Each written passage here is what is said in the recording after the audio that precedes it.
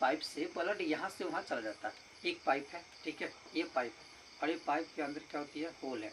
अब ब्लड यहाँ से इस रास्ते यानी कि अंदर जो जो खोखला है उस खोखला के रास्ते क्या होता है, बाहर निकल जाता है। जो खोखला है उससे क्या होता है, बाहर निकल जाता है। यानी कि हमारे अंदर पाइप है और जो पाइप है जिससे होकर के ब्लड यहाँ से वहाँ जाती है उसको हम कहते हैं रक्त वाहिनी।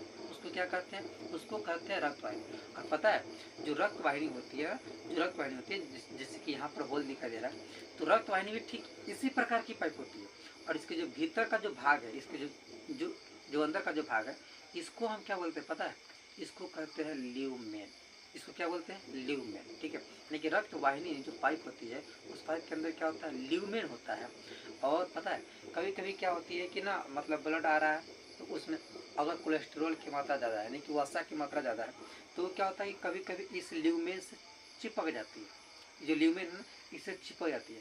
और ल्यूमेन से चिपक जाने के कारण क्या होता है ना कि जो जो जो पाइप है वो पतला हो जाता है। क्या होता है, पतला हो जाता है। और पतला होने के कारण कभी कभी ये डर होती है कि ये फट भी जाएगी। क्या हो जाएगी, वो फट भी सकती है।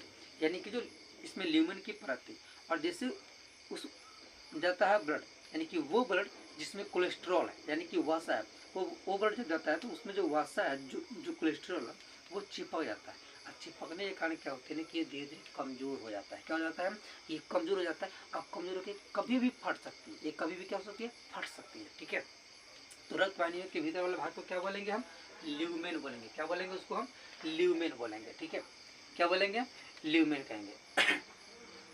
ऐसे हमारे अंदर रक्त के बहाव के लिए दो पाइप एकदम प्रमुख पाइप होती है, ठीक है।